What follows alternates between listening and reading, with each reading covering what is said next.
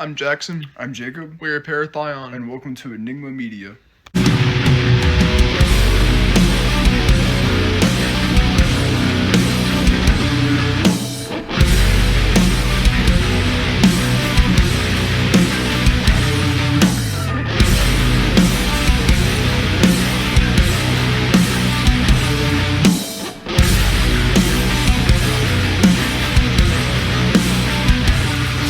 You push for this other me. What up, headbangers? How you doing? I'm Robb, and welcome to the Greasiest of all time. Today we're chilling with Everture, a band out of Finland, and they do melodic death metal. Well, melodic metal. How are you guys doing? Yeah, we're doing fine. Thank you. Why don't you introduce yourselves and let us know how you guys got together as a band? Yeah, my name is Oskari, and Matti, you can tell. Okay, I can start. So the thing started when Olli, the drummer, he was on a break and a summer break, and he was looking for someone to play some music with, and maybe form a band. I actually don't remember, Olli, what were your goals at the time? I don't remember actually.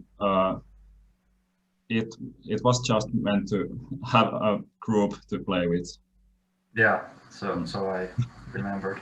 So it was a total like goofing around the first day. I was hungover and I had forgotten my guitar pick, and we had some other trouble. So it was kind of good. So our bars were not set too high. We understood that okay, people, that guy fucks up and I fuck up, and it's okay. We can work together. Yeah. So that was kind of an easy start, and slowly but surely we got the other members on board. Oskari was a old friend of mine, old associate of mine, so he was easy to find, and he actually asked me if I play in a band. Yeah. So, Yeah, we were at a party and Matti was playing guitar, and I did ask Matti if Matti got some guys to play with or something like this, and Matti said that there is this Olli guy and he can ask if Olli wants second guitarist. yeah, it was a good timing for sure. Yeah. And Perfect time. finding Samuli, our bassist, who's not here right now, finding him was quite easy. As I recall, he was easy to find from the internet. But getting a good singer, that was a that was a really pain in the ass. But Yeah. finally, Jere, who is awesome singer, he joined us, and it's been well, not uphill, but it's been skyrocketing since. How long have you guys been together for? Since 2015. Okay. Yeah. You guys have a really tight sound. And I joined the band in 2017, so 17, yes. Okay. 3 years. So yeah, so all the songs that I had checked out, then you would have been vocals on. Because damn man, you kill it. You got a wicked voice. And it's really cool to hear your guys' style come out of Finland. You're the second band that I've interviewed that's not just like death metal or like, you know what I mean? Like there's so much more melody than just fast-paced metal, blast beats and screaming. You have like this weird ability to go from really fucking heavy and intricate to like super open, and like you're just singing, the band opens up and it's just this cool element, and you don't really hear that much out of Finland. So it's really cool. You guys have a unique sound from where you are, at least, because it's There's so much death metal bands and melodic death metal bands in Finland that we can really show up. Yeah, absolutely. We kind of want to come out of that the box of Finnish music. We want to broaden the spectrum of Finnish music. I mean, every band I've ever heard out of Finland is incredibly talented. I don't know what it is. I don't know if it's in your guys' water, but like your guitar players are fucking insane, man.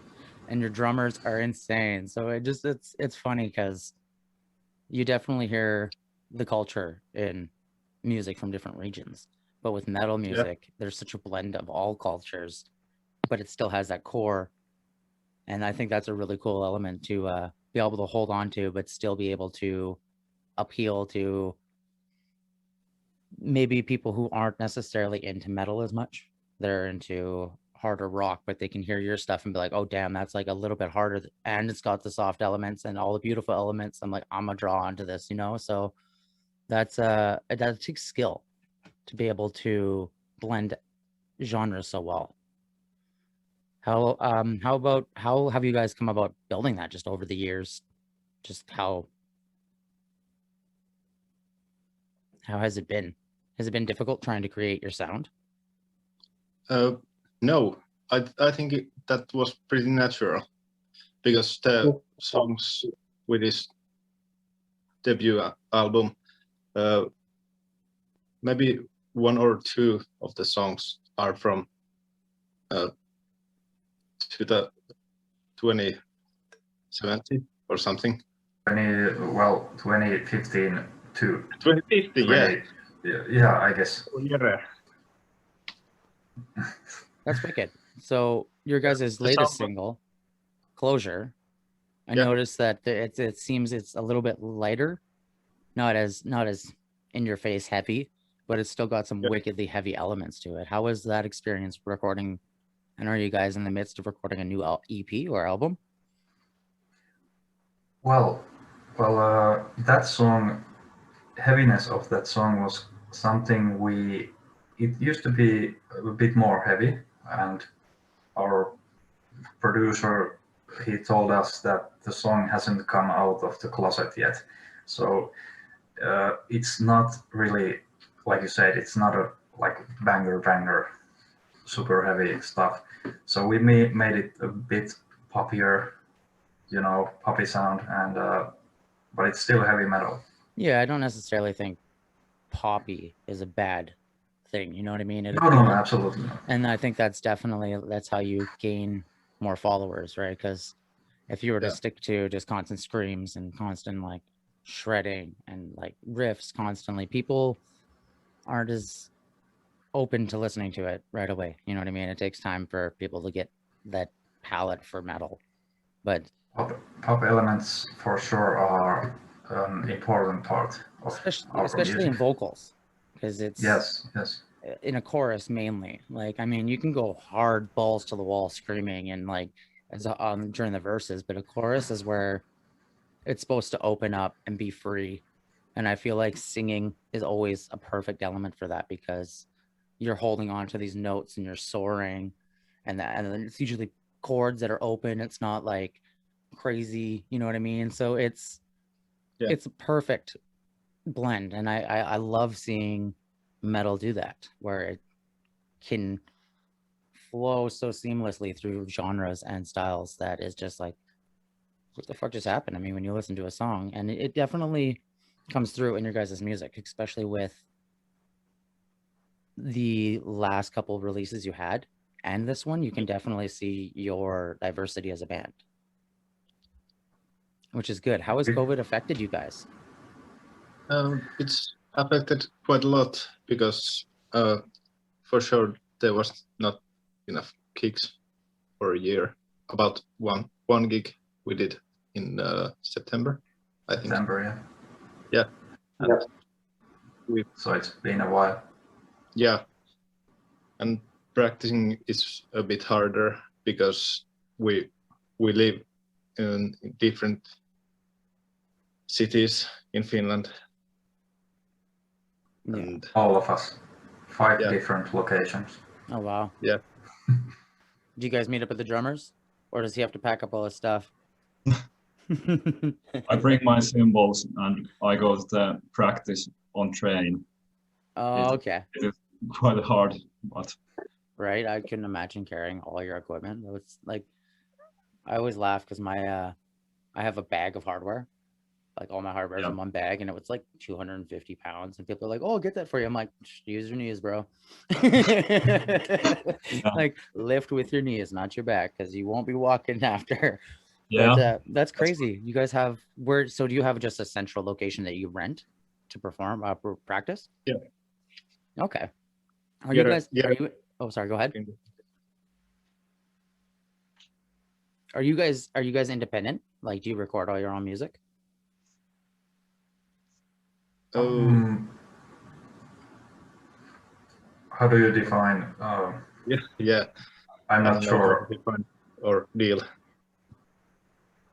Yeah, it's our music, but we have Yeah. used like service providers, of course, like mixing and Producer recording. and Yeah, kind of producer type. Okay, so you outsource and you get somebody else to record you. Or do you Yes. Actually, we have been told that in the future we are going to record more by ourselves. Yeah.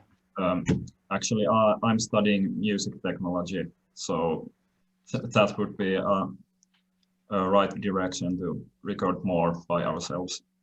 Yeah, and it's definitely the time to do it because, I mean, I'm pretty sure you guys are with Inverse, I think they're called, right? Yeah. Yeah, because I mean, they're wicked with what they do.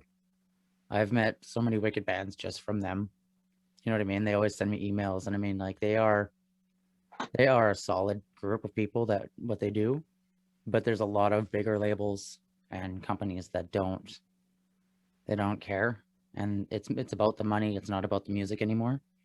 So Yeah. it's definitely got to be taken back into the hands of the artist, where we're lucky enough to have the technology where we can go to buy a 2-channel interface. If we have an electronic drum kit, you can buy VSTs and you can record from your bedroom if you absolutely need to, which is a beautiful thing for musicians, because I think having to pay thousands of dollars to get somebody to record you and then you don't have the control over how it sounds, it drives me nuts almost, because at that point, why are you paying the money just for them to do the recording? Because Exactly. so like it should be like bands had so much more control over their music 20 years ago, 30 years ago, and they were more appreciated. I think it's changed a lot over the years where musicians are less cared about. Their skill level is less cared about. Like I always say that if people nowadays were when Woodstock wouldn't have happened, just because people don't care about music. And music meant so much back in the day. Nowadays it's changed to a point where it's so flooded that it doesn't matter. Yeah. You know, you can get it anywhere. Everything just kind of seems blah, even though amongst all the blah, you got to search and find something good. And I definitely think that things will change once COVID stops and opens up. Yes, I think too. Because I think venues all over the world are going to either appeal more to bands again, regardless of genre, because at one point venues used to care about having bands come in and perform every weekend on a Friday night, Saturday night. Now it's almost like they don't want bands around. You know what I mean? It's hard to book venues. You get certain venues, well, at least where we are. I know that metal is definitely more part of the culture where you guys are. It's been there for a long time. As we're here, they're slowly taking their guard off of it over the past 10, 15 years. So it's a weird time to be a band, I feel, especially with having performed pre-COVID and been a band for 6 years. So, you know what I mean? Now you guys have to completely change your whole dynamic to what is it going to be post-COVID?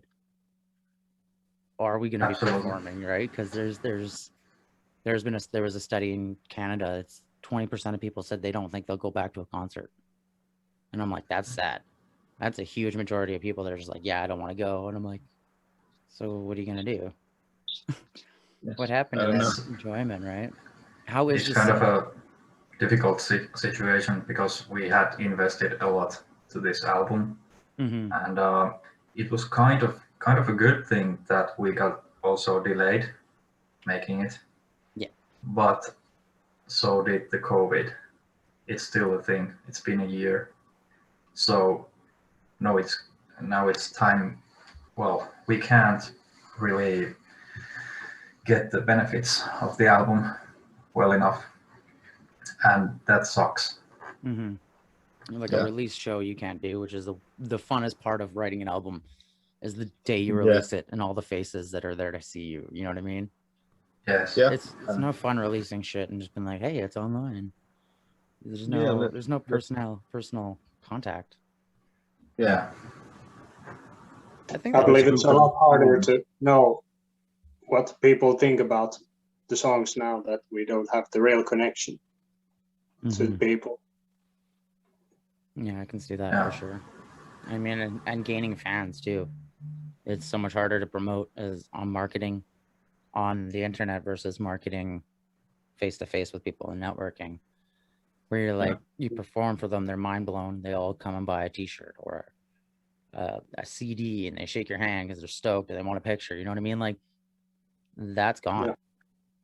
And I hope Yeah. it comes back, and I hope it comes back like 100 times more appreciated, because I guarantee everybody right now is regretting their last concert and how hard they went. And you know what I mean? Like, they're all like, damn, I wish I headbanged more. I wish I was in the pit more. Because it's like, if we Yeah. all knew that for a year we weren't going to be able, and that's like millions of people who write music and perform, like, I'm pretty sure we all would have went way harder in 2019. Yeah, definitely. I agree. I just thought about that same thing today. Was thinking of summer of 2019 or 20. Oh, I'm mixed with the years already. Anyway, 19. So yeah, maybe would have gone to gigs more. Yeah, I think just more. I think it's definitely made musicians show how dedicated they are, I guess you could say, because a lot of bands have just been like, what the hell are we going to do? And kind of lost the motivation and really think that the dream, the goal's done, you know what I mean? But This is a test of will to many bands. Yeah. it's definitely a blessing in disguise, for it's taught us how to take care of our own product. You know, like, we know how to sell our own product. We know how to market to get new people. We know how to run our social medias. We don't have to really outsource that kind of thing as much anymore. And I think it gives us more control in the long run. So I think even with the recording, having a year as a band just to sit down and record, even if you weren't technically able to get together as much as you'd want, you utilized the time that you had and you wrote wicked shit. You know what I mean? So I'm curious to see what comes out in the next 2-3 years of all the back cataloged music that people have had and been able to put out. But I'm also really curious to see who's at the end of it, who's still here, because I think it's gonna be weird. Like, are a lot of the bands that we look up to who's rely on touring, are they still gonna be a band? Yeah. Or are they gonna have to go back to working like a 9 to 5 and trying to do it again? Because if that happens, that gives us an upper hand. Because we've already established the point where we're like, all right, we're there. We just need to push a little harder. And they're just like taking 10, 15 steps back in their career, which is, I think that's been a blessing for the underground market. And I think it's also created a want for better music. Yeah, Sure. I think so. And I'm thinking there's gonna be some fucking awesome albums coming. Mm-hmm. I hope. Yeah, I believe that too. I believe artists have had more time to write their stuff now than before, when they had to do touring in the middle. Mm-hmm. So I definitely think touring makes you your money, but it also takes so much away from being a band and adds so much stress at the same time. Yeah. You don't get that, like, when you're first starting out and you have that like giddy, let's write something, that slowly just dies, and then it becomes like, oh, we have to write something. I think you got to keep the mentality like it's always fresh. You know, everything you do is for fun. And you have to push yourself between Yeah. tours. Yeah, for sure. And I definitely think it wears you down. A tour, Yeah. even a 2-week tour can wear you down depending on how far you're going. So I don't think people appreciate what a band goes through just to bring you a 45-minute set. You know what I mean? The Yeah, amount of money. it's a very short time, Yeah, we're definitely and you must underappreciated invest a lot. we're underappreciated for what we do and what we bring to the table for a lot of people.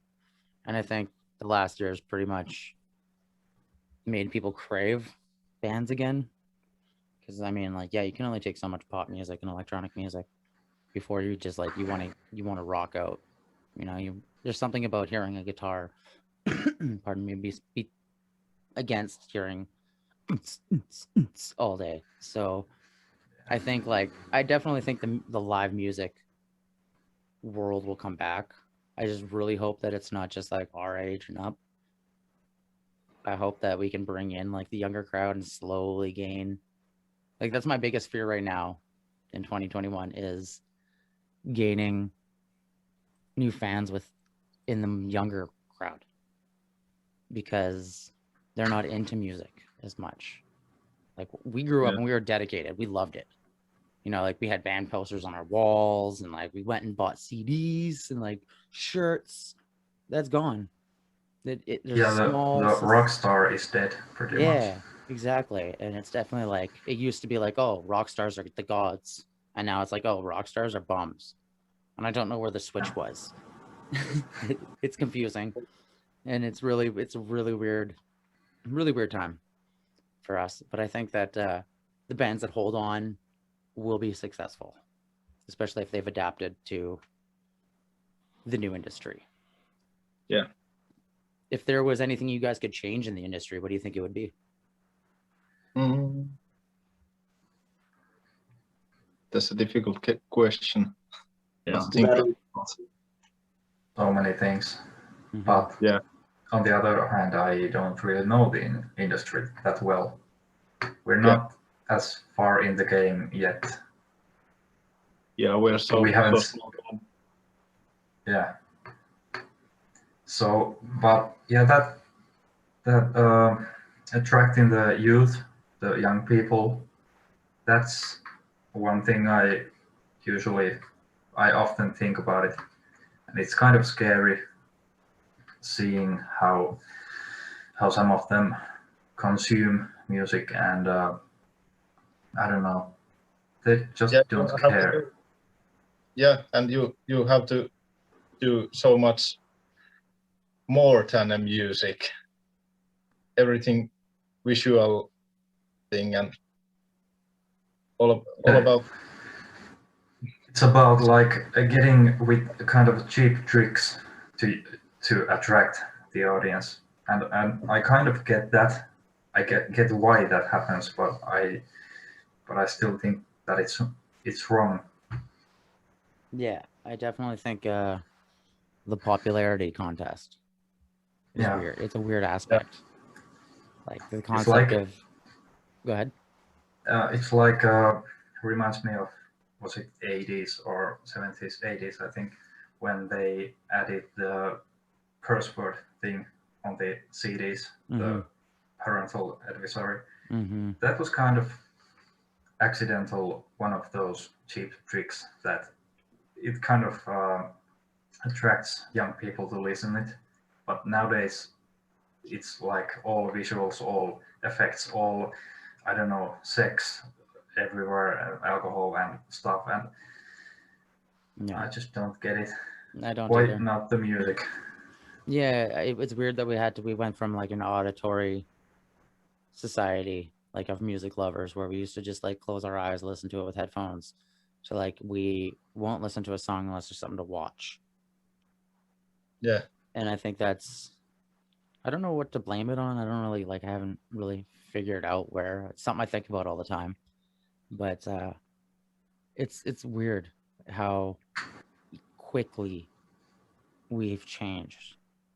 Like there was such like music was so appreciated for so many years, and not even just like the last 100 years. I mean, like we've had drums since we walked out of Africa and we're cavemen. You know what I mean? Like it's just music's embedded in us and real music, but I feel like at this point everything has to have an electronic element to it or a rap element just to be heard.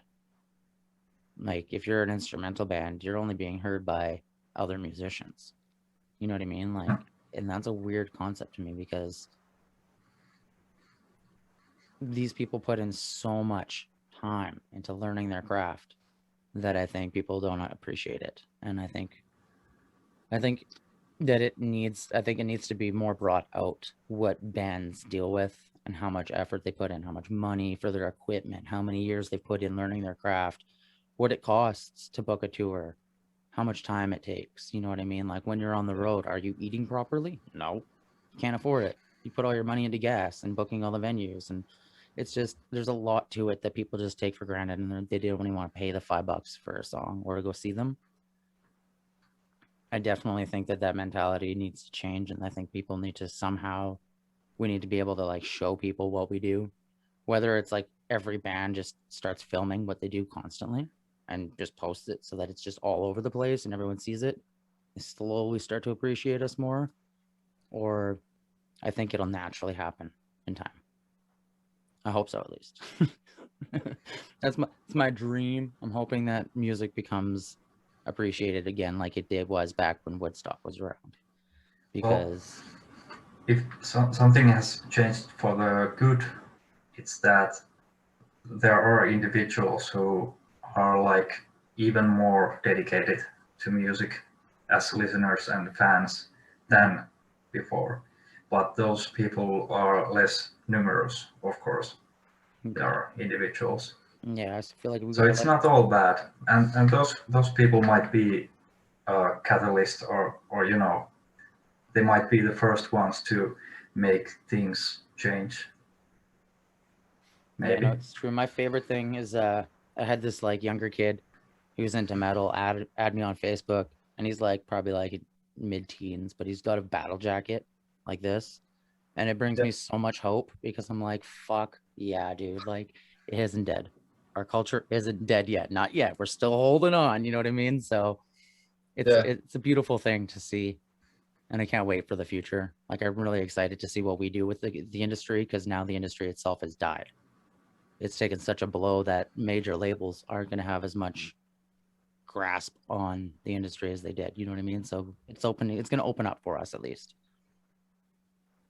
Is there anything you guys want to say before we wrap up? Well, of course. If nothing else. Our album is coming out March 19th, and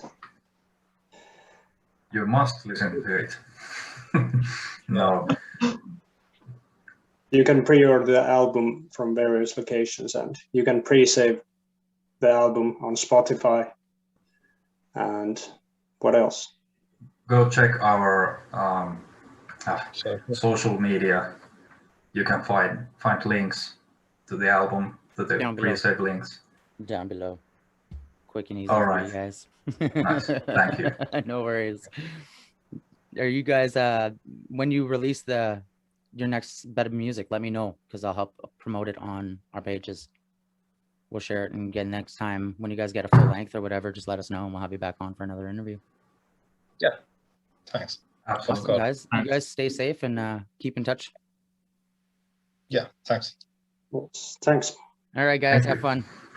Bye.